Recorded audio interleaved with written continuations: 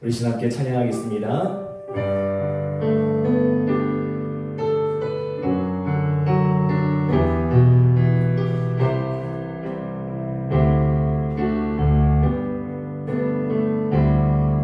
내가 주인 삼은 모든 것 내려놓고 내 주 대신 주 앞에 나가 내가 사랑했던 모든 것 내려놓고 주님만 사랑해.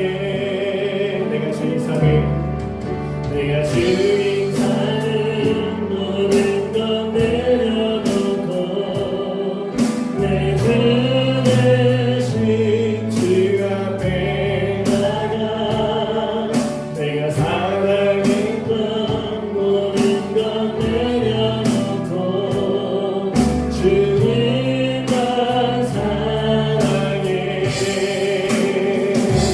주 사랑 거친 풍랑에도 깊은 바다처럼 나를 잠잠케 해. 주 사랑 내 영혼의 반석 그 사랑 위에 서리. 다시 한번 고백합니다. 내가 주인 삼은 주인 삼은 모든 것 내려놓고 내 주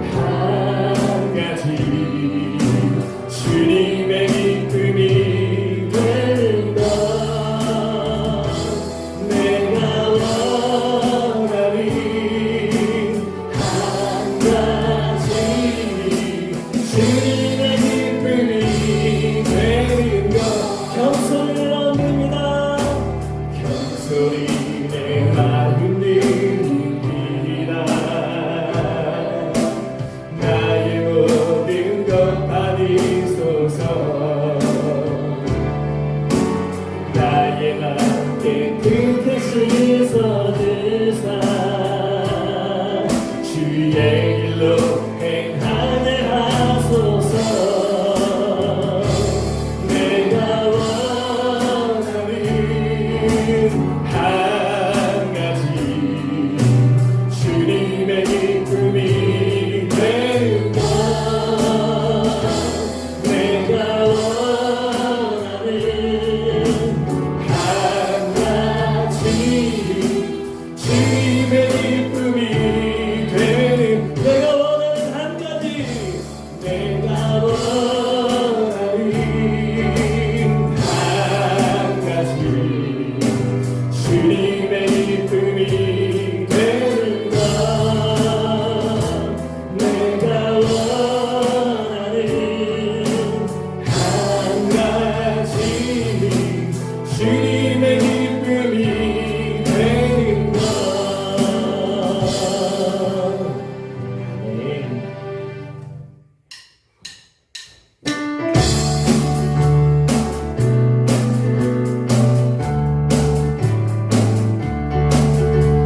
내가 풍성한 하나님을 깊은 사랑한 사랑 언제나 오늘도 든지 결사고 노래 주시네. 주여 성령의 역사를 오늘도 내려주소서.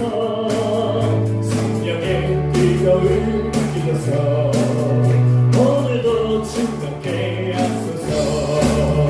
성령과 죄악의 모든 마음 성령의 뜻대로 태우사 정결케 하소서. 태우소서. 깨끗게 하여 주옵소서. 주여 성령의 역사를 오늘도 내려주소서. 성령의 뜨거운 불로서 오늘도 충만케 하소서. 인생의 죄물로 변하신 어린 양을 주시여 내 은혜를 내리시사 오늘도 구원해 주소서. 주여 성령의 역사를 오늘도 내려주소서. 성령의 뜨거운 불로서 오늘도 충만케 하소서. 주님의 기쁘신 은혜만을 세상에 전하리니 하늘의 능력과 권세로서 오늘도 주옵소서. 주여 성령의 역사를 오늘도 내려주소서. 성령의 뜨거운 불로서 오늘도 충만케 하소서. 하나님의 은혜로 있을 데 없는 자 왜 구속하여 주는지 알 수 없도다. 믿고 또 의지하는 내 모든 영원하신 주님 보호해 주실 것을 난 확신이 나네. 내게 그새 믿음과 또 복 주셔서 내 마음이 항상 떠난지 알 수 없도다. 믿고 또 의지하는 내 모든 영원하신 주님 보호해 주실 것을 난 확실히 아네. 내게 성령 주셔서 내 마음 감동해 주 예수 믿게 하는 길 난 알 수 없고 내가 믿고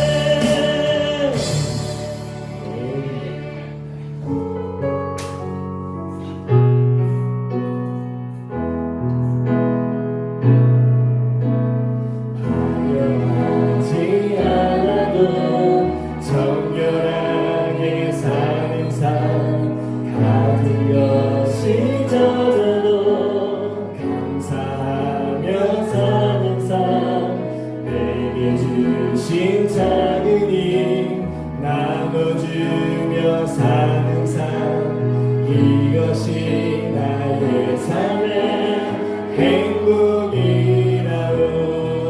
다시 한번 고백합니다. 화려하지 않아도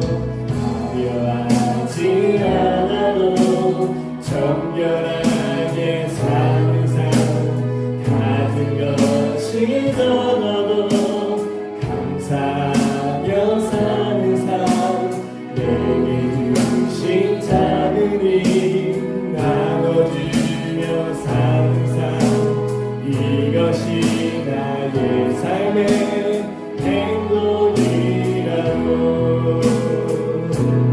이것이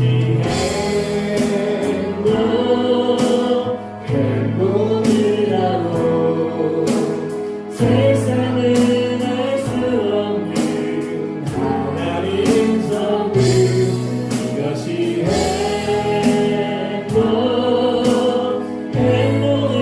행복이라고.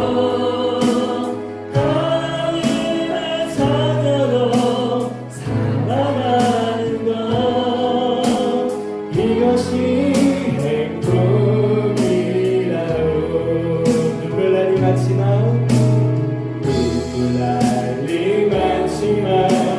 기도할 수 있는 것 억울한 일 아니라 주를 위해 참는 것 이런 삶은 작은 삶 주 뜻대로 사는 것 이것이 나의 삶의 행복이라고. 눈물 날이 많지만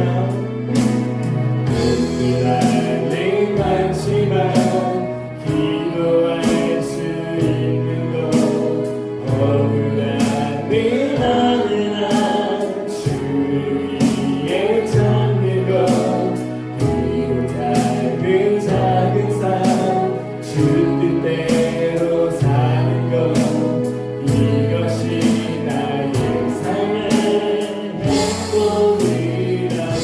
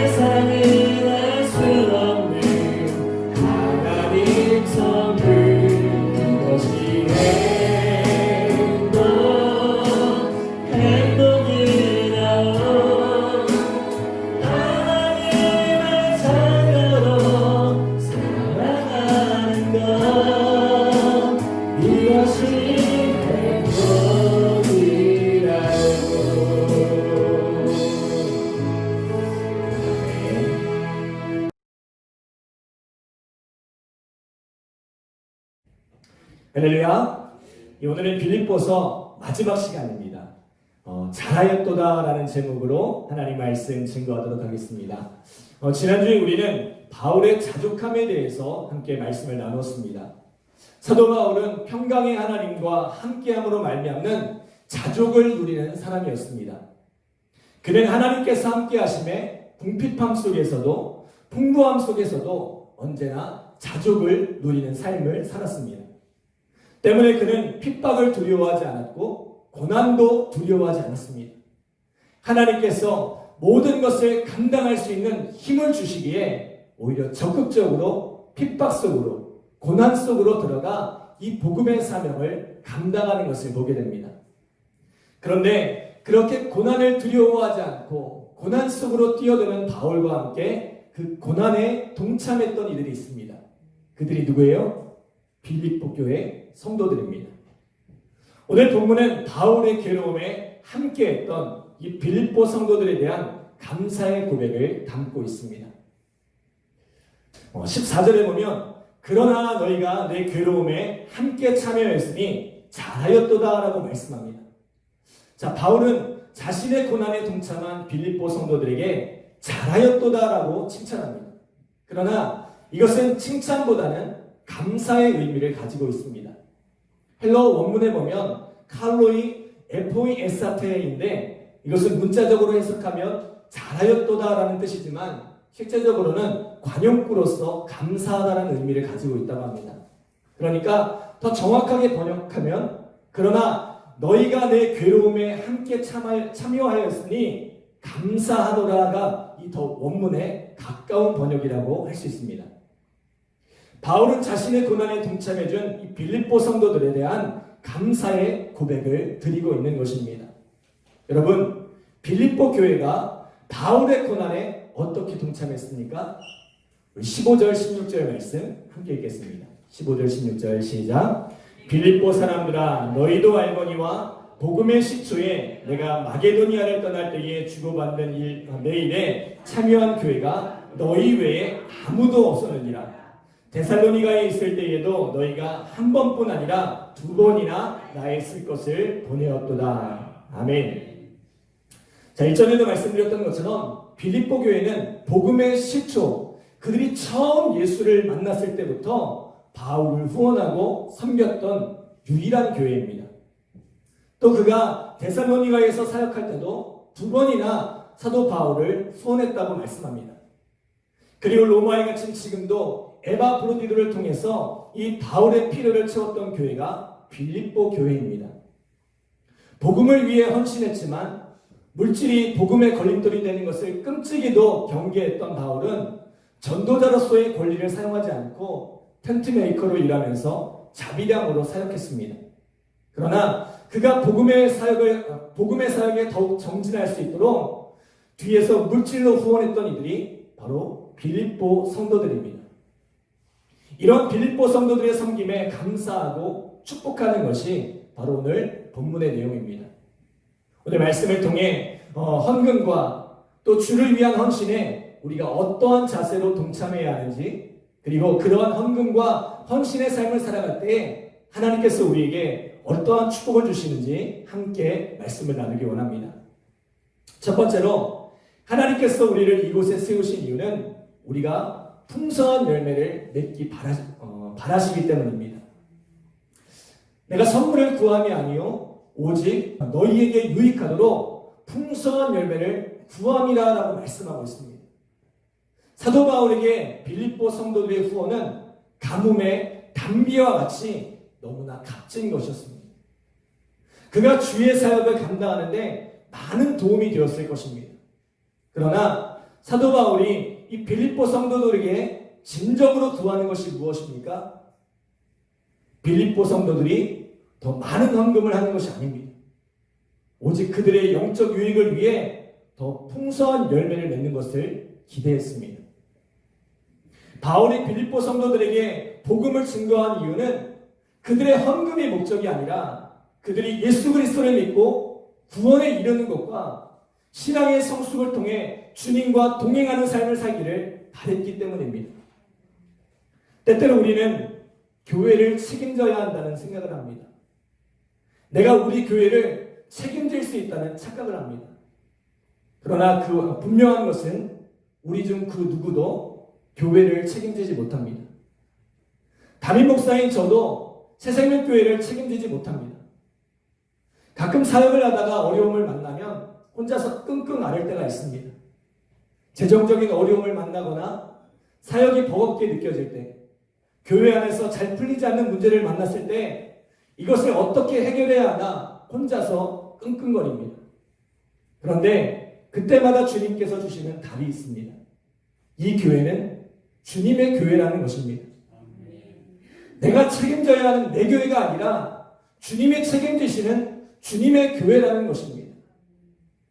주님이 교회의 주인이시고 저는 그 주인 아래 월급 받는 월급쟁이에 불과하다는 것입니다. 교회는 내가 책임질 테니 너는 내가 맡긴 일이나 열심히 하라고 하십니다. 그런데 놀라운 것은 나는 모릅니다. 주님이 알아서 하세요라고 내려놓으면 하나님께서 기가 막히게 그 문제를 해결해 가시는 것을 보게 됩니다. 그래서 저는 성도들에게 헌금하라는 말을 잘 하지 않습니다. 교회가 재정이 어려워지거나 또 목돈을 지출할 일이 있어도 성도들에게 헌금하라고 설교하거나 재직회에서 헌금하라는 이야기를 한 적이 없습니다. 왜냐하면 우리 성도들은 하나님께서 헌금하라고 보내신 것이 아니라 이곳에서 말씀과 기도의 꼴을 먹고 자라나라고 보내신 것이기 때문입니다. 또 저는 성도들이 드린 헌금에 대해서도 공개적으로 칭찬하거나 개인적으로 감사 인사를 잘 하지 않습니다. 오랫동안 재정집사님들과 함께 재정을 관리해왔기 때문에 누가 얼마를 헌금하는지 너무나 잘 알고 있습니다. 그러나 그것을 침묵하는 것은 성도를 얼마짜리 성도라는 차별 없이 동일하게 말씀을 먹이고 기도로 양육하기 위함입니다. 그런데 감사한 것은 어려운 적은 있었지만 부족한 적은 단 한 번도 없었다는 것입니다. 왜냐하면 하나님께서 하나님의 교회를 책임지시기 때문입니다. 하나님께서 우리는 생각지도 못했던 방법으로, 우리는 상상하지도 못했던 방법으로 항상 채워주셨습니다. 물론 하나님께서 사람을 통해 역사하시지만 내가 그것을 감당하지 못하면 또 다른 누군가를 통해서라도 하나님은 얼마든지 채우시고 일하실 수 있습니다. 그러므로 여러분, 지나치게 헌금하지 마시고 지나치게 헌신하지 마시기 바랍니다. 참으로 가슴 아픈 것은 교회 안에서 실족하고 넘어지는 대부분이 어떤 이들입니까? 교회를 위해 온몸을 다해 섬기던 이들이 실족하고 넘어집니다. 많은 물질을 들여 교회를 섬기던 이들이 실족하고 넘어집니다. 교회가 영적인 유익을 얻고 풍성한 열매를 거두는 곳이 되어야 하는데 교회를 지켜야 한다는 책임감 때문에, 교회를 지켜야 한다는 부담감 때문에 온 힘을 다해 교회를 섬기다가 정말 분에 넘치도록 교회에 헌금하다가 영적으로 탈진하거나 그 마음의 부담감을 이기지 못하고 넘어지는 경우를 종종 보게 됩니다. 때로는 내가 어떻게 교회에 헌신하고 내가 어떻게 교회에 헌금했는데 교회에 대한 지분의식이 생겨서 교회를 어지럽히거나 또는 합당한 대접을 받지 못할 때 상처받는 일들도 종종 보았습니다. 여러분, 제일 어리석은 일이 뭔지 아세요? 주님 앞에 헌신하다가 상처받는 것입니다. 물질을 드리고 삶을 들여 헌신하려다가 상처받는 것입니다. 하나님의 교회는 하나님이 책임지십니다. 하나님께서 교회를 지키시고 하나님께서 교회를 이끌어 가십니다. 하나님께서 우리에게 기대하시는 것은 우리의 유익과 풍성한 열매입니다. 하나님께서 우리에게 헌신을 요구하시고 물질을 요구하시는 것도 우리의 헌신이 필요하고 물질이 필요해서가 아니라 그것이 우리에게 유익하기 때문입니다. 여러분, 절대로 헌금 때문에 상처받지 마시고 헌신하다가 상처받지 마시기 바랍니다. 하나님은 여러분의 유익을 구하시고 여러분이 열매 맺기를 기대하십니다. 교회는 말씀과 기도의 꿀을 먹으며 자라나 열매를 맺는 그런 곳이 되어야 할 줄 믿습니다. 요한복음 10장 10절에 보면 도둑이 오는 것은 도둑질하고 죽이고 멸망시키려는 것뿐이요 내가 온 것은 양으로 생명을 얻게 하고 더 풍성히 얻게 하려는 것이라고 말씀합니다. 예수님이 이 땅에 오신 이유는 여러분에게 무엇을 빼앗아 가려는 데 있지 않습니다. 오늘 우리로 하여금 생명을 얻고 더 풍성히 얻게 하려는 데 있습니다. 신앙의 목적은 생명을 얻고 풍성케 되는 데 있습니다. 갈라디아서 5장 22절로 23절에 보면 오직 성령의 열매는 사랑과 희락과 화평과 오래 참음과 자비와 양선과 충성과 온유와 절제니 이 같은 것을 금지할 법이 없느니라라고 말씀합니다. 이러한 성령의 열매를 맺게 하는데 우리의 신앙, 우리의 믿음의 목적이 있는 것입니다. 저는 우리 새생명교회가 사역이 많은 교회가 아니라 이 열매가 많은 교회가 되었으면 좋겠습니다. 우리 성도들마다 이 성령의 9가지 열매가 주렁주렁 맺혀서 풍성한 삶을 누리게 되기를 바랍니다. 새생명교회에 오면 사랑이 넘쳐나고 그 얼굴에 기쁨이 가득하고 성도들 간에 화목하고 고난 중에도 잘 견뎌내고 넓은 가슴으로 서로를 품어주며 선한 일 하기를 즐겨하고 주님 앞에 충성하며 마음을 다스리고 삶을 균형 있게 다스려가는 그런 우리 성도들 되시기를 간절히 기도합니다. 여러분, 주님의 교회는 주님이 책임지십니다. 우리가 해야 할 일은 그 주님 안에서 풍성한 열매를 맺는 것입니다. 사랑하는 여러분, 오늘 우리 안에 주님이 기대하시는 풍성한 열매를 맺는 우리 믿음의 성도들 되시기를 간절히 기도합니다. 두 번째로, 하나님께 드리는 것은 주님을 기쁘시게 하기 위한 것입니다. 우리 18절 말씀 함께 읽을까요? 18절 시작. 너에게는 모든 것이 있고 또 풍성한지라. 에바브로디도 편에 너희가 준 것을 받음으로 내가 풍족하니 이는 받으실 만한 향기로운 제물이요 하나님을 기쁘시게 할 것이라. 아멘. 자, 교회는 주님께서 책임지십니다. 주의 일은 주님께서 책임지십니다. 그러나 바울을 위한 빌립보 교회의 헌신은 하나님이 받으실 만한 향기로운 제물이 되었고 하나님을 기쁘시게 한 것이 되었다라고 말씀합니다. 여러분, 하나님께는 부족함이 없습니다. 역대상 29장 11절로 12절에 보면 여호와여 위대하심과 권능과 영광과 승리와 위엄이 다 주께 속하였사오니 천지에 있는 것이 다 주의 것이로소이다. 여호와여 주권도 주께 속하였사오니 주는 높으사 만물의 머리이심이니이다. 부와 귀가 주께로 말미암고 또 주는 만물의 주대가 되사 손에 권세와 능력이 있사오니 모든 사람을 크게 하심과 강하게 하심이 주의 손에 있나이다 라고 말씀합니다. 하나님은 세상의 창조주이시고 만물이 하나님께 속했습니다. 세상 모든 것은 하나님의 손에 있습니다.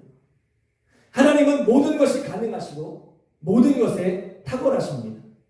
그러나 그런 하나님께서 모든 것이 부족하고 모든 것이 연약한 우리들과 함께 일하는 것을 즐거워하십니다. 하나님께서 혼자서 일하시면 훨씬 더 손쉽게 능숙하게 그 일을 하실 수 있을 텐데 더디고 불편하고 오히려 우리 때문에 일을 망치기도 하는데 그런 우리와 일하시기를 즐겨하시더라는 것입니다. 하나님의 관심은 일의 효율성에 있지 않고 우리와 맺는 관계에 있기 때문입니다.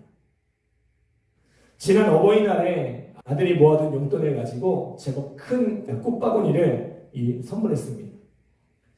저는 그 돈이 어떤 돈인지 잘 압니다. 평소에 이걸 사겠다 저걸 사겠다 노래를 불렀기 때문입니다. 하고 싶은 것도 많고 사고 싶은 것도 많았는데 그 돈을 꽃다발 사는데 아낌없이 쏟아부었습니다. 여러분, 그것 받았을 때 기분이 어땠을까요? 나쁘지 않았습니다. 자, 그런데 아들이 선물한 꽃다발이 반드시 필요했을까요? 없어도 문제될 것이 없습니다. 그리고 필요해서 제가 사고자 했다면 저는 더 많은 돈을 들여 더 좋은 꽃다발을 살 수도 있습니다. 그런데 제가 아무리 큰 돈을 들여 더 좋은 꽃다발을 산다고 한들 아들에게 받은 꽃다발이 주는 기쁨과 비교할 수 있겠습니까? 그것의 가치는 금액의 문제가 아니라 관계의 문제인 것입니다. 또 오빠가 사온 꽃다발을 보고 동생이 가만히 있을 수가 없잖아요. 그래서 혼자 방에 들어가서 뭔가를 열심히 하더라고요. 그러더니 종이에 그림을 그리고 글을 써서 카드를 만들어 왔습니다. 그것을 보고 제가 어떻게 했을까요? 오빠의 꽃다발만큼이나 기뻐하고 즐거워했습니다. 세상적인 가치로 따지면 오빠가 용돈을 아껴서 산 이 꽃다발이 종이에 그린 그림보다 훨씬 더 가치가 있는 것입니다. 그런데 제가 보기에는 오빠의 꽃다발도 동생의 카드도 똑같이 큰 기쁨이 되더라는 것입니다. 세상적인 가치로 보면 저에게는 둘 다 대단한 것이 아니지만 그들의 최선을 다한 그림이 저에게는 큰 기쁨이 되더라는 것입니다. 여러분, 하나님께도 마찬가지가 아닐까요? 요한복음 12장에 보면 마리아가 순전한 나드한 근을 예수님의 발에 붓고 자기의 머리털로 그 발을 닦는 사건이 기록되어 있습니다. 당시 순전한 나드한 근은 300데나리온의 가치를 가지고 있다고 합니다. 오늘날로 환산하면 약 3천만 원에 해당하는 큰 돈입니다. 예수님은 자신의 결혼식을 위해 준비한 예물을 아낌없이 부어버린 이 마리아의 헌신을 기쁘게 받아주셨습니다.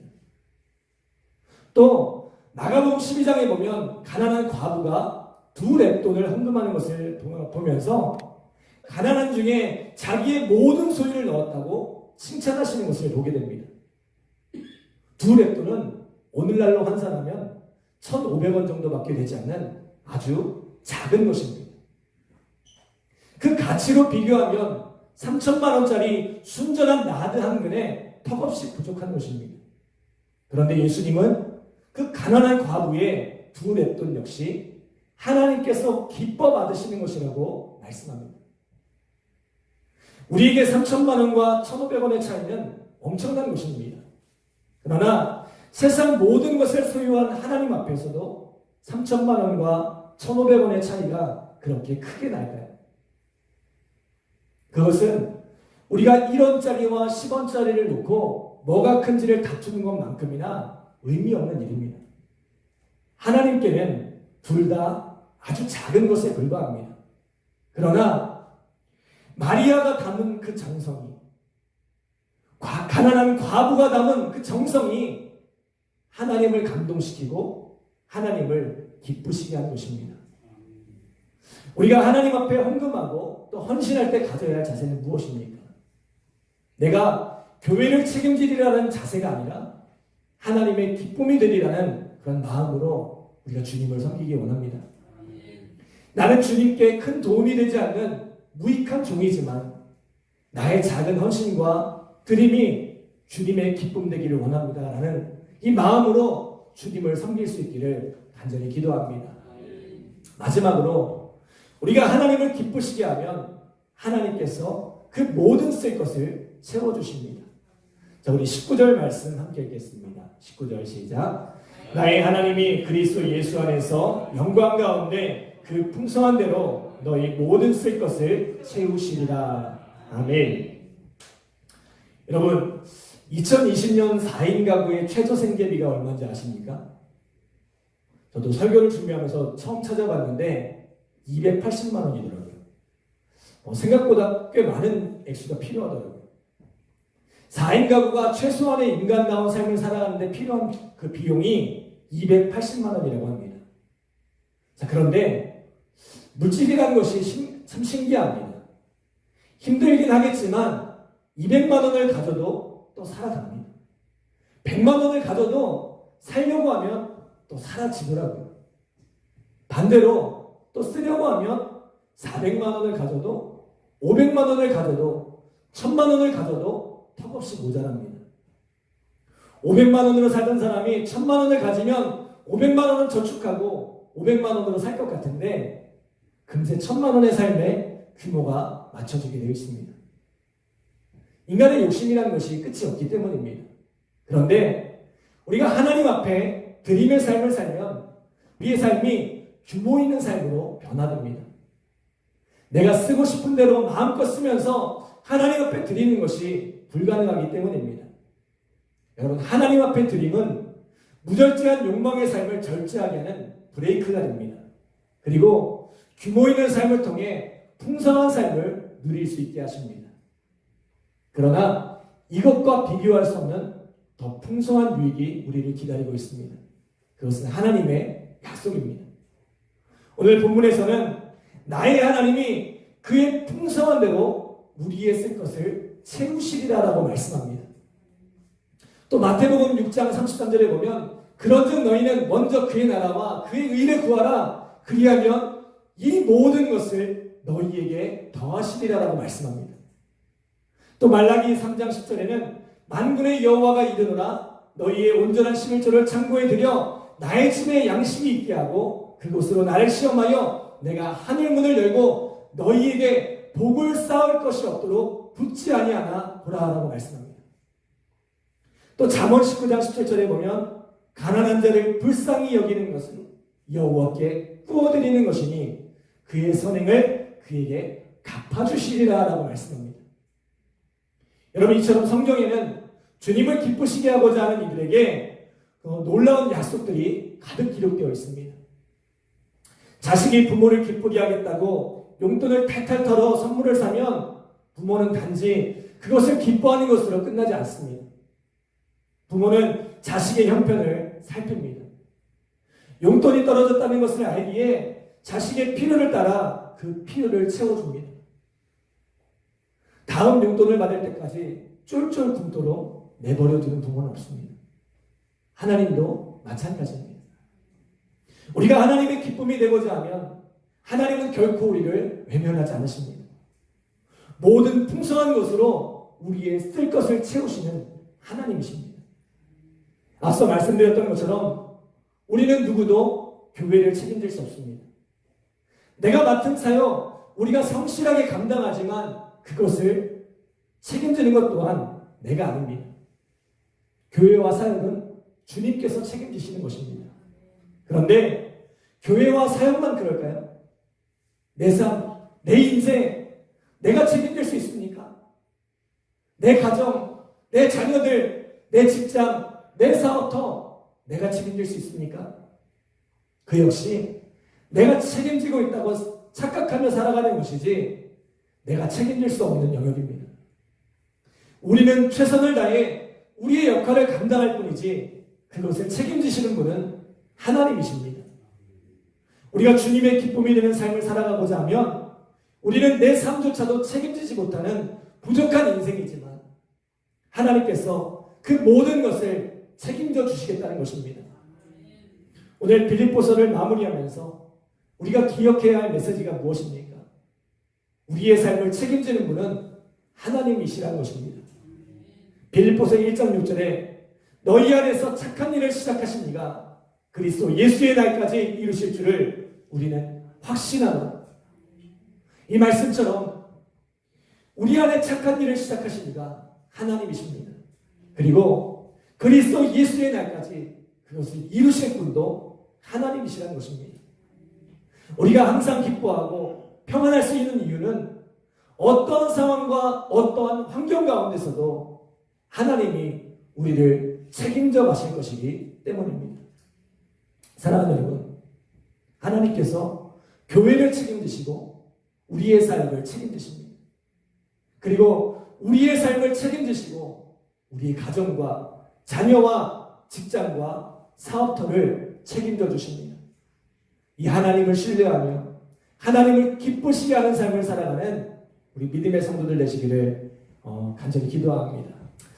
하나님 감사합니다. 주의 은혜 가운데 붙들어 주시고 귀한 믿음의 사명 감당할 수 있도록 인도하심에 감사드립니다. 그러나 하나님, 오늘 우리가 주의 일을 감당할 때에 지치거나 낙심하거나 실족하지 아니하게 하시고 주님을 위한 헌신과 드림이 우리의 마음에 기쁨이 되게 하시고 즐거움이 되게 하여 주시옵소서. 기쁨으로 드린 이 헌신에 하나님께서 열매 맺게 하시고 풍성한 열매들 위해 삶 가운데 가득할 수 있도록 주께서 축복하여 주시옵소서. 또한 사모하며 기도합니다. 기쁨으로 드린 우리의 헌신 가운데 하나님께서 한 가지 은혜로 채워주시고 하나님 부족함 없이 우리의 삶을 인도하시는 귀한 축복과 은혜들을 경험하게 하여 주시옵소서. 우리의 인생, 우리가 책임질 수 있는 것이 단 한 가지도 없음을 고백합니다. 하나님, 오늘 우리의 인생을 책임져 주시고 우리의 가정을 책임져 주시고 우리의 자녀들을 책임져 주시고 우리의 교회와 직장과 사업터들을 책임져 주시는 귀한 사랑과 은혜를 경험하게 하여 주시옵소서. 시작하신 분이 하나님이시니 끝까지 이루실 이도 하나님이심을 기억하게 하시고 그 하나님 앞에 늘 기쁨과 감사의 삶을 살아가는 우리의 삶이 되어질 수 있도록 주여 축복하여 주시옵소서. 하나님, 어려움의 때를 지나가고 있습니다. 속히 이 코로나가 종식될 수 있도록 주여 붙들어 주시고 특별히 우리 새생명교회와 이 땅에 있는 모든 교회들을 하나님 붙잡아 주셔서 이 어려움의 때에 예배가 흐트러지지 않도록, 예배가 무너지지 않도록 주께서 보호하여 주시옵소서.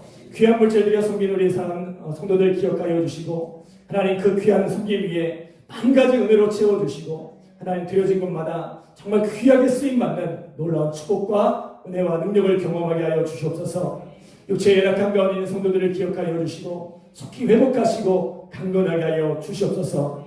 이제는 우리 구주 예수 그리스도의 은혜와 하나님 아버지의 크신 사랑과 성령님의 역사하심과 인도하심과 축복하심이 오늘 주님 앞에 기쁨이 되는 삶을 살아가기를 소원하는 우리 모든 성도들 머리머리 위에 이제로부터 영원토록 함께 하시기를 축원하옵나이다.